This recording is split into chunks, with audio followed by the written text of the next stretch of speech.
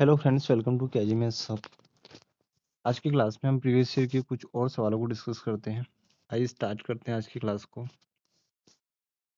पहला क्वेश्चन आपके सामने, यदि दो संख्याएं 4:3 के अनुपात में है और उनका योग 343 है तो सबसे छोटी संख्या क्या है। यह हम इसने बोला है कि योग 343 है तो हम अनुपात को जोड़ लेते हैं। 4 और 3 हमारे पास अनुपात का योग 7, अनुपात में 7 जो है वो हमारे पास क्वेश्चन में 343 के बराबर है। यहाँ से हम अनुपात 1 की वैल्यू निकाल लेते हैं तो हमारे पास आएगा 343/7। इससे हम कैंसिल कर लेते हैं 7 से इसको। 7 एकम 7, 7 चौक 28 और 7 नम 63। यह हमारे पास अनुपात में 1 की वैल्यू जो है वो 49 के बराबर आई है। हमसे पूछा है इसने छोटी संख्या। छोटी संख्या हमारे पास अनुपात में क्या है, 3 है, तो हम अनुपात 3 की वैल्यू यहाँ से निकाल लेते हैं। हम यहाँ पे 49 में 3 का गुणा कर लेंगे, छोटी संख्या हमारे पास आ जाएगी। तो 3 नम 27 और 3 चौक 12 और 2 14, 147 इस क्वेश्चन का हमारे पास राइट आंसर हो जाएगा। 147 हमारे पास ऑप्शन सी में दिया हुआ है, ऑप्शन सी हमारा राइट आंसर हो जाएगा। चलिए नेक्स्ट क्वेश्चन। नेक्स्ट क्वेश्चन है हमारे पास, यदि 3x³ + 2x² माइनस के एक्स माइनस 8 को x माइनस 2 से विभाजित किया जाए तो शेषफल k होता है। आपको k का मान बताना है।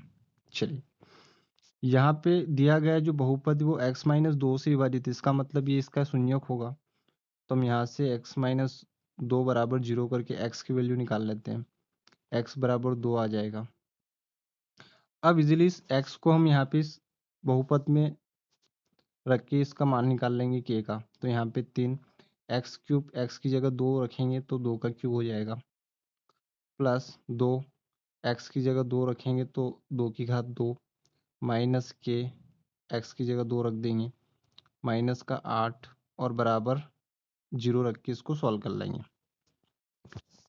यहाँ पे आगे इसको सॉल्व करेंगे तो 3 2 की घात 3 हमारे पास 8 होता है, प्लस 2 2 की घात 2 4 हो जाएगा, माइनस 2 का के साथ गुणा होगा, माइनस 2 के, माइनस 8 बराबर 0।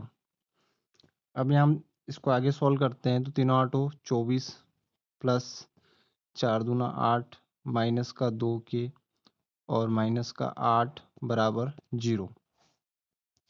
ध्यान से देखेंगे तो प्लस के 8 से माइनस का 8 यहाँ पे माइनस होके कैंसिल हो जाएगा। इसको आगे सॉल्व करेंगे तो हमारे पास आएगा माइनस का 2 के बराबर उधर जाएगा तो प्लस का 2 के हो जाएगा, प्लस का 2 के बराबर हमारे पास हो जाएगा 24। यहाँ से हम k की वैल्यू निकाल लेते हैं तो हमारे पास आ जाएगा k बराबर 24/2। 2 से इसको कैंसिल करके हम यहाँ पे k का मान निकाल लेंगे। 2 एकम 2, 2 एकम 2, 2 दूना 4, यानी k हमारे पास यहाँ पे 12 आ जाएगा। 12 इस क्वेश्चन का हमारे पास राइट आंसर होगा, ऑप्शन ए हमारा राइट हो जाएगा। चलिए नेक्स्ट क्वेश्चन की तरफ बढ़ते हैं।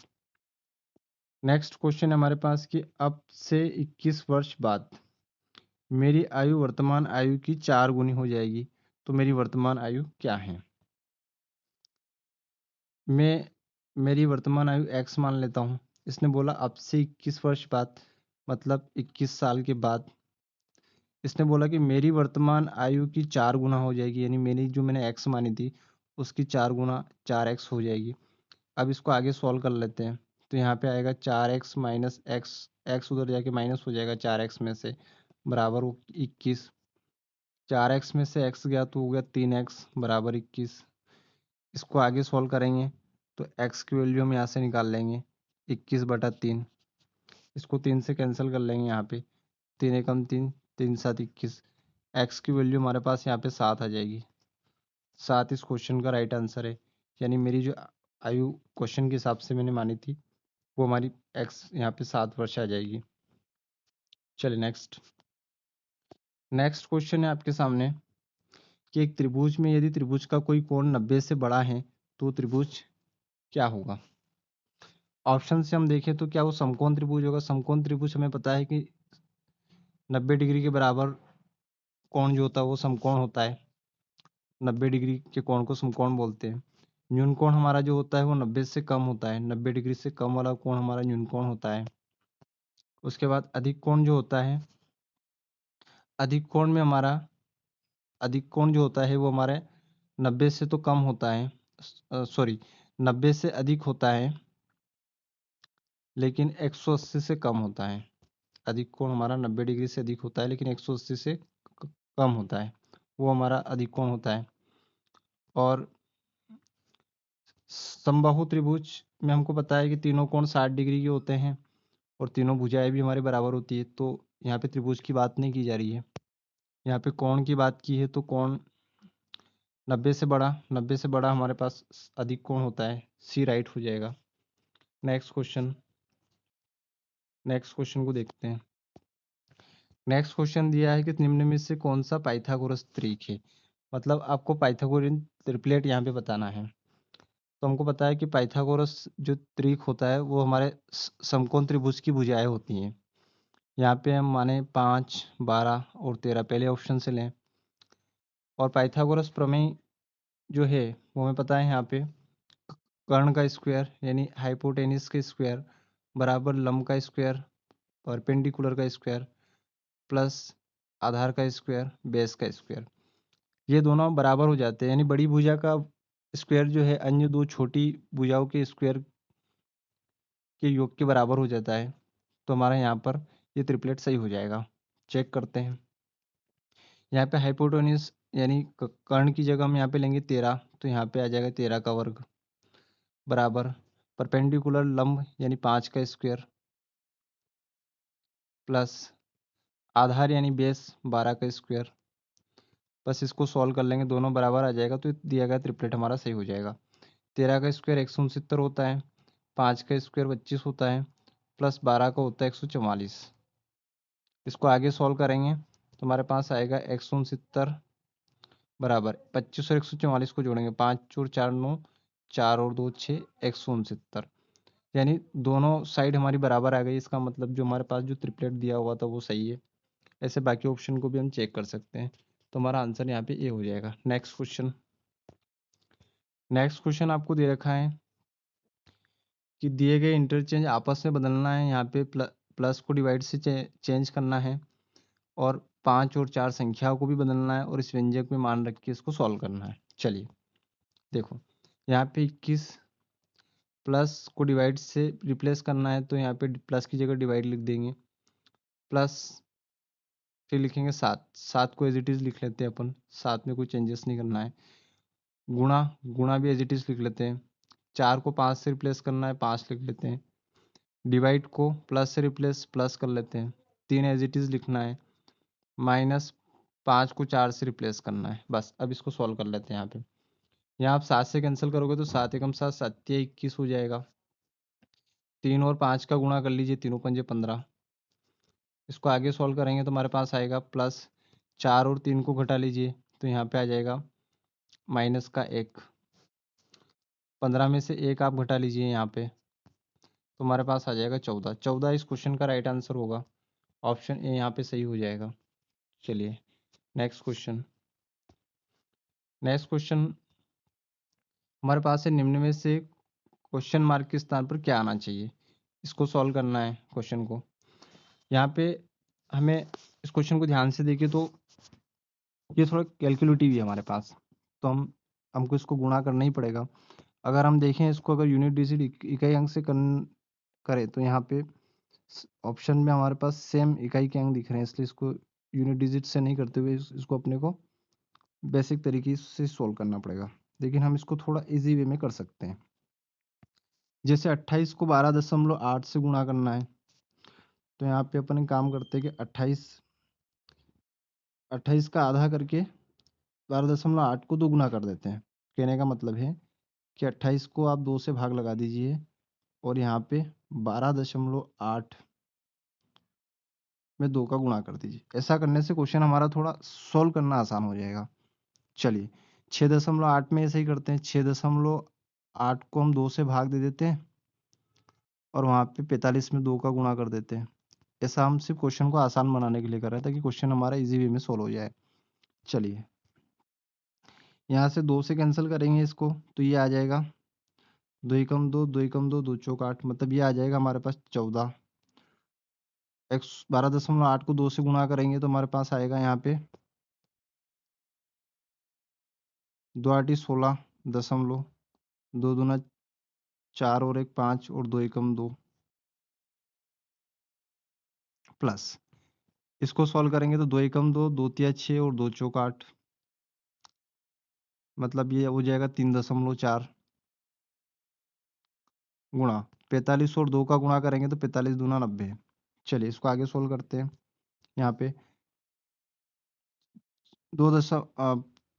25.6 में 14 का गुणा कर लेंगे तो 14 छंग 84 का 4 8 बचा, 14 पंजे 70 और 8 78 7 बचा, 14 दूना 28 और 7 होता है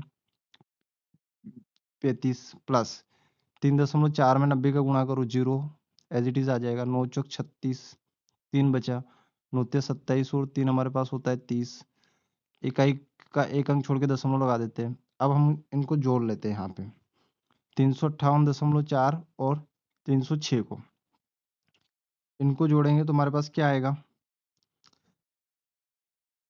इसको अलग से जोड़ लेते हैं अपन 358.4 और यहाँ पे 306 को जोड़ लेते हैं। इसको प्लस करेंगे तो हमारे पास आएगा 4.8 6 14 का 4 5 और 1 6 3 और 3 664.4 इस क्वेश्चन का हमारा राइट आंसर होगा। 664.4 ऑप्शन ए में दिया हुआ है। चलिए नेक्स्ट क्वेश्चन है 3:4:5 का द्विघाती अनुपात यानी वर्गानुपात आपको बताना है। तो यहाँ पे इस क्वेश्चन में कुछ नहीं करना है, सिंपल हमको स्क्वायर कर देना है अनुपात का। तो यहाँ हो जाएगा 3 का वर्ग प्लस अनुपात 4 का वर्ग अनुपात 5 का वर्ग, बस इनका स्क्वायर करेंगे तो 3 का वर्ग आएगा 9, 4 का स्क्वायर हमारे पास आएगा 16 और 5 का स्क्वायर आएगा 25। 9:16:25 इसका हमारा राइट आंसर हो जाएगा। 9:16:25 ये हमारा ऑप्शन सी में दिया हुआ है। ऑप्शन सी हमारा यहाँ पे राइट हो जाएगा। चलिए नेक्स्ट क्वेश्चन हमारे पास है 25 सेंटीमीटर और 17 सेंटीमीटर त्रिज्या के दो सकेंद्री वृत्तों से घिरे स्थान का आपको क्षेत्रफल बताना है। चलिए हम इसको देखते हैं। हमारे पास दो वृत्त हैं जिनका एक ही केंद्र है, सकेंद्री से मतलब है एक ही केंद्र है। एक वृत्त ये है, इसकी त्रिज्या यहाँ पे हमारे पास r है, छोटा r मान लेते हैं। एक दूसरा वृत्त ले लेते हैं हम, ले लेते हैं यहाँ पे इससे बड़ा वाला, एक दूसरा वृत्त हम ले लेते हैं इससे बड़ा, और यहाँ पे इसकी त्रिज्या जो है हम बड़ा r ले लेते हैं। अब हम ध्यान से देखिए तो छोटे वाले वृत्त का जो क्षेत्रफल होगा हमारे पास होगा पाई आर स्क्वायर, छोटा r ले लेते हैं। बड़े वृत्त का जो क्षेत्रफल होगा वो हमारे पास पाई आर वर्ग बड़ा आर। अब इस से घिरे क्षेत्र का क्षेत्रफल से मतलब यहाँ पे है कि जो हमारे पास जो कॉमन एरिया दे रखा है दोनों वृत्त के क्षेत्रफल में जो हमारा एक कॉमन एरिया आ रहा है, उभयनिष्ठ क्षेत्रफल जो आ रहा है, इस वाले क्षेत्रफल को हमको बताना है। तो हम क्या करेंगे, सिंपली बड़े वाले वृत्त के क्षेत्रफल में से छोटे वाले वृत्त के क्षेत्रफल को यहाँ पे घटा के इजीली इसको निकाल लेंगे। चलिए देखते हैं इसको। तो बड़े वृत्त का क्षेत्रफल था हमारे पास यहाँ पे पाई आर वर्ग और माइनस पाई आर वर्ग।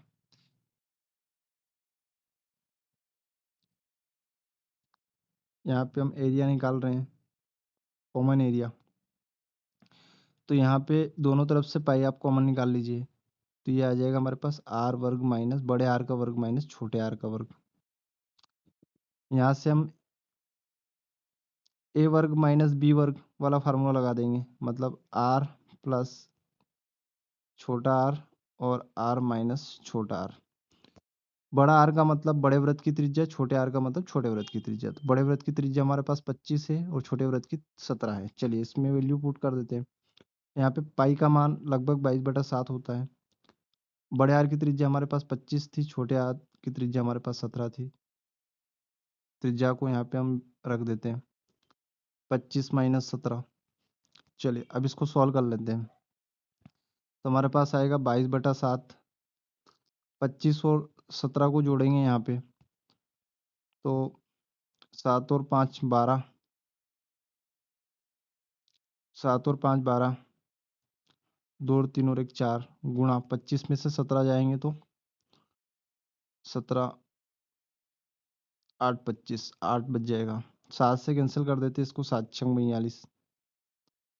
अब जो बच रहा है उसका गुणा कर लेते हैं। 22 और 6 का गुणा करेंगे तो 22 छंगे होता है 132 और गुणा 8, इनका गुणा कर लेते हैं आपस में। 8 दूना 16, 8 ते 24 और 25, 2 बचे। 8 एक 8 और 2 10, 1056 सेंटीमीटर स्क्वायर इस क्वेश्चन का हमारा राइट आंसर हो जाएगा। 1056 सेंटीमीटर वर्ग। चलिए नेक्स्ट क्वेश्चन की तरफ बढ़ते हैं। नेक्स्ट क्वेश्चन आपको यहाँ पे घातांक से जुड़ा हुआ दिया हुआ है। घातांक, इस क्वेश्चन को हमको सॉल्व करके एन का मान निकालना है। चलिए सॉल्व करते हैं इसको। 9 की पावर एन का है तो यहाँ पे हम इसको 3 की पावर में चेंज कर लेते हैं। क्वेश्चन को देख के पता चल रहा है सबको 3 की पावर में अपन कन्वर्ट कर लेंगे। तो 9 को लिख सकते हैं 3 की पावर 2 और इसकी भी पावर एन, गुणा फिर 3 की पावर 5, फिर गुणा 27 को हम लिख सकते हैं 3 की पावर 3 और इसकी पावर 3,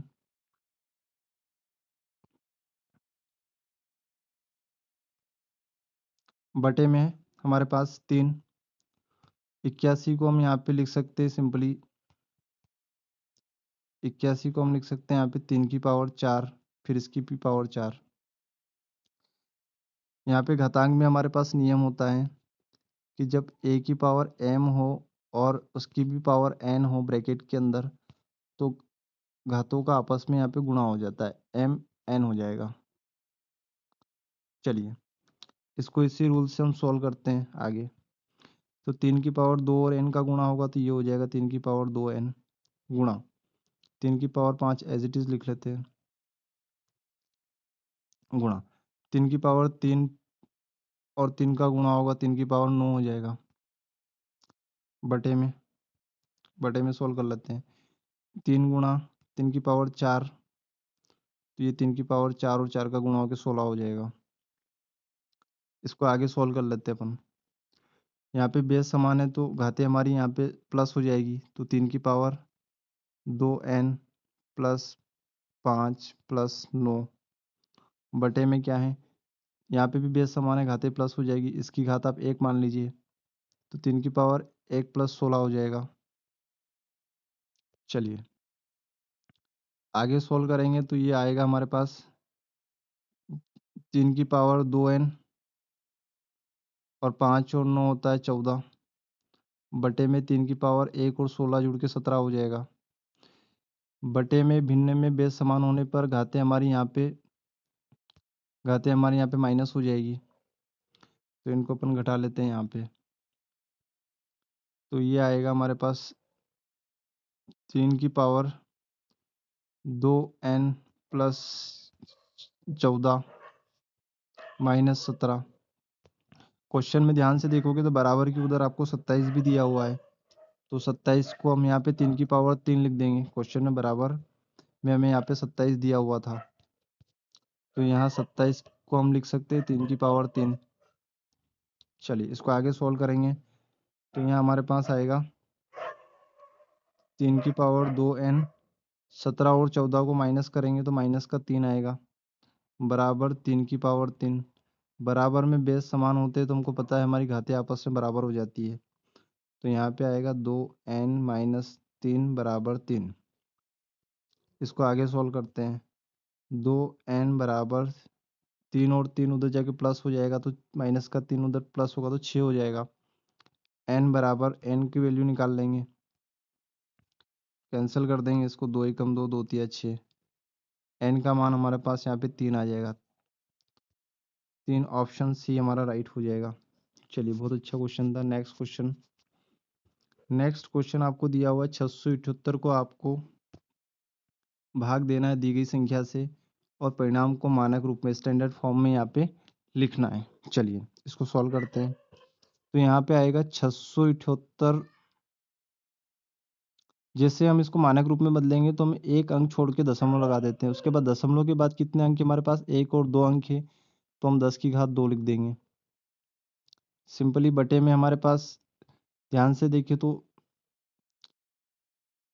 चलो इसको लिख ही देते हैं। 1 2 3 4 5 6 जीरो हैं। इसको आगे सोल्व करते हैं तो ये आएगा 6.78 गुणा 10 की घात 2 बटे में हम देख रहे हैं 6 जीरो है तो 10 की घात 6 इसको घात में कन्वर्ट कर लेते हैं। हमें पता है बेस बटे में हमारे बेस समान है यहाँ पे भिन्न के, तो ये घातें आपस में माइनस हो जाएगी। इसको आगे सोल्व करते हैं। 6.78 गुणा 10 की घात 2 माइनस 6 बेस समान होने पर बटे में घातें माइनस हो जाती है। इस रूल से हम इसको कर रहे हैं। आगे सोल्व करें तो 6.78 गुणा 6 और 2 को माइनस करेंगे तो -4 आएगा। ये इस क्वेश्चन का राइट आंसर होगा हमारे पास। 6.78 गुणा 10 की घात -4 ऑप्शन बी में दिया हुआ है। ऑप्शन बी राइट हो जाएगा। चलिए नेक्स्ट क्वेश्चन। नेक्स्ट क्वेश्चन आपको दे रखा है कि 14w³ + 3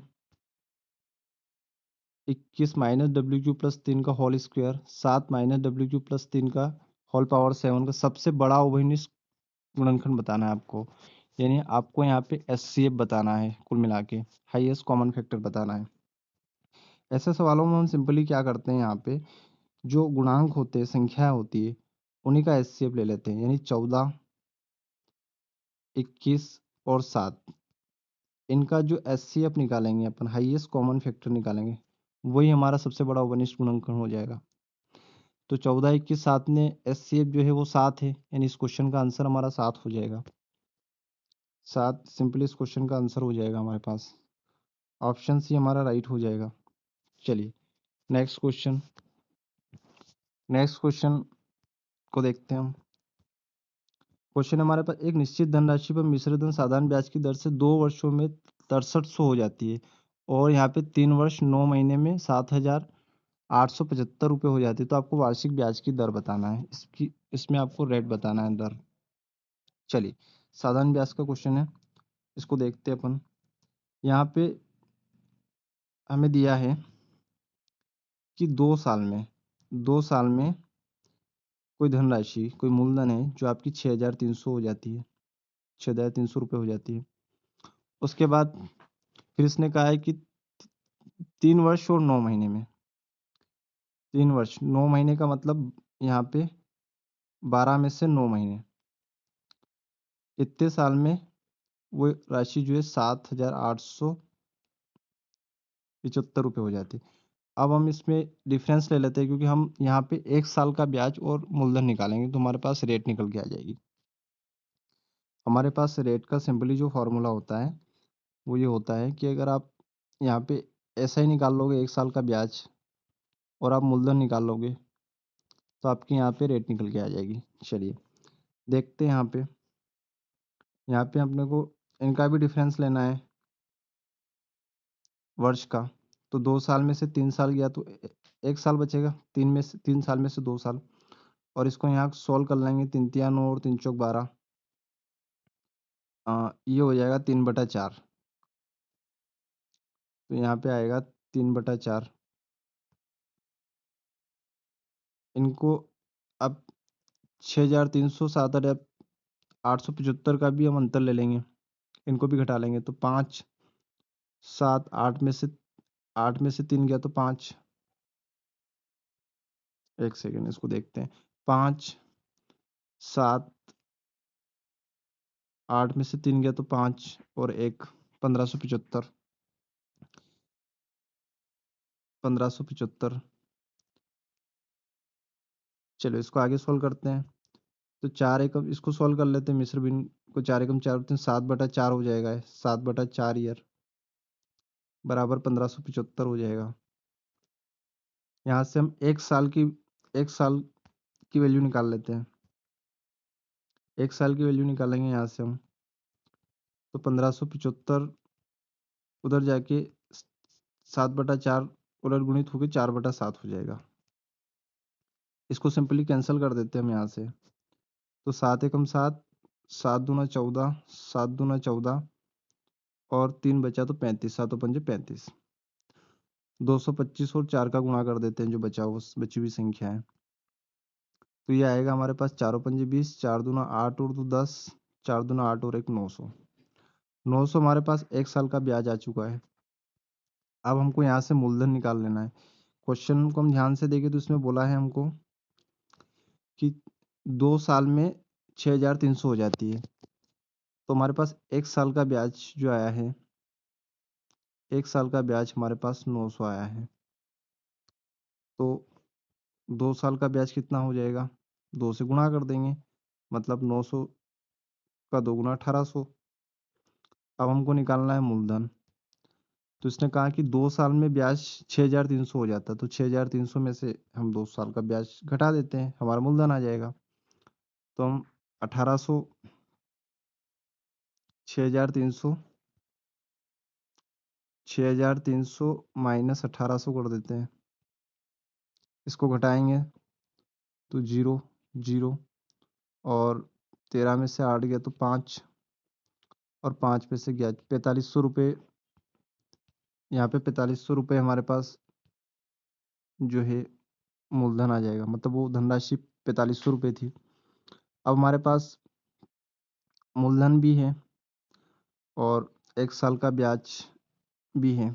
अब हम सिंपली यहाँ से जो है रेट निकाल लेंगे, दर निकाल लेंगे। तो आर बराबर मूलधन हमारे पास जो है वो 4500 रुपये है, 1 साल का ब्याज हमने निकाला हमारे पास 900, सिंपली 100 से गुणा कर देंगे, हमारे पास रेट आ जाएगी। ये फार्मूला है हमारे पास, इसको हम 100 से गुणा कर देंगे, यहाँ से हमारी रेट निकल के आ जाएगी। चलिए अब इसको सॉल्व कर लेते हैं हम। तो दो जीरो से 2 जीरो कैंसिल कर लेंगे, 9 से काटेंगे तो 9 पंजे 45 आ जाएगा, फिर 5 से काटेंगे तो 5 दूना 10 और जीरो लगा देंगे। इस क्वेश्चन का आंसर हमारे पास 20% आएगा। 20% will be right answer. Option को हम देखें तो ऑप्शन डी हमारा सही होगा, ऑप्शन डी। थोड़ा कैलकुलेटिव क्वेश्चन था बट आसान था। चलिए नेक्स्ट क्वेश्चन की तरफ बढ़ते हैं।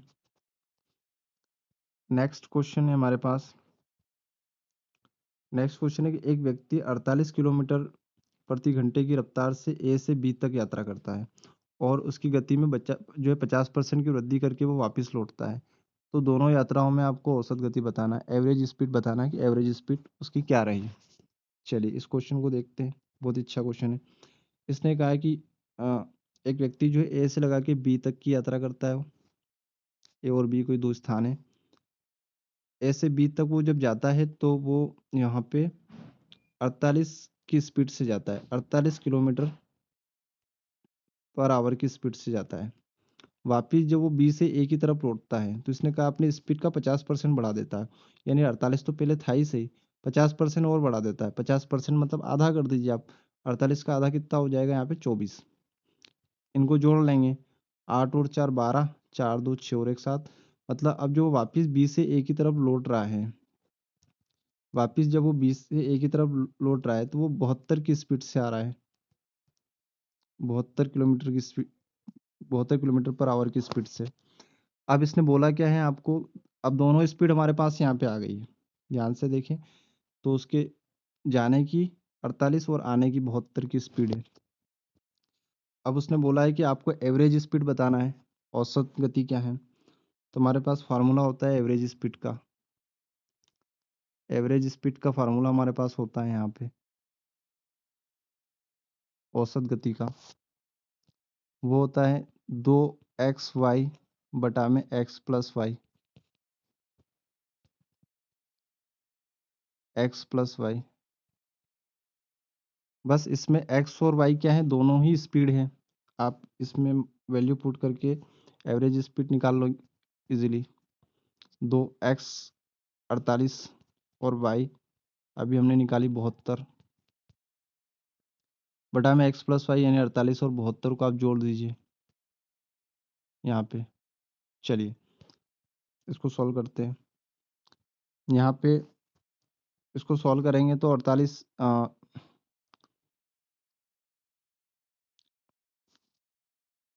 इसको सॉल्व करेंगे तो यहाँ पे हम 24 दूना 48 और 24 तिया 72, 24 से कैंसिल कर लेते हैं, 24 तिया 72। चलिए इसको आगे सॉल्व करते हैं।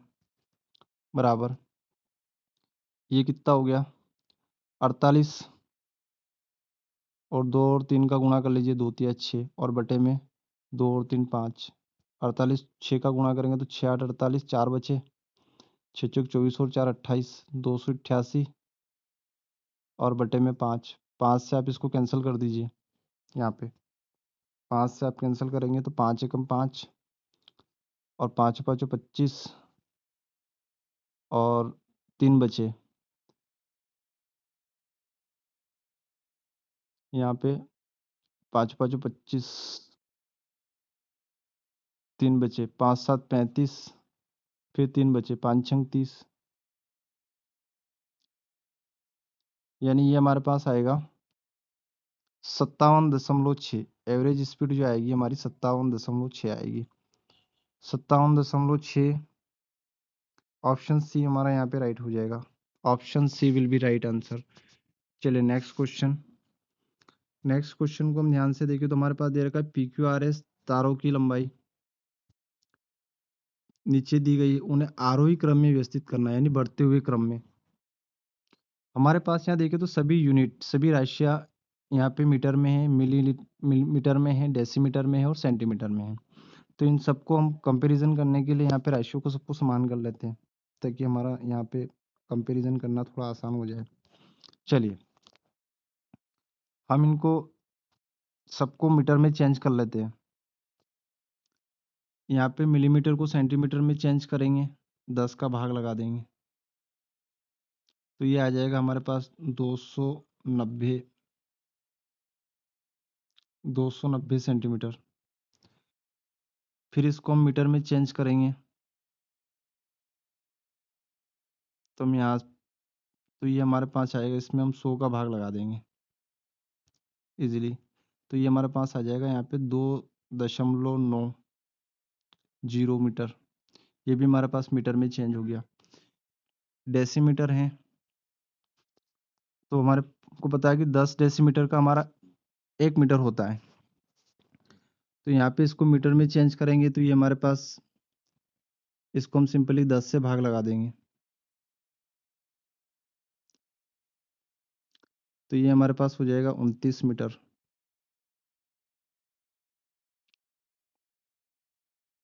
चलिए इसको भी मीटर में चेंज कर लेते हैं, सेंटीमीटर को, तो इसमें हम सेंटीमीटर को मीटर में चेंज करेंगे, तो हम यहाँ पे छोटी राशि से बड़ी राशि में बदलते हैं, तो 100 से भाग लगा देते हैं, क्योंकि हमको पता है कि 1 मीटर में 100 सेंटीमीटर होता है, तो ये हमारे पास 0.29 मीटर हो जाएगा।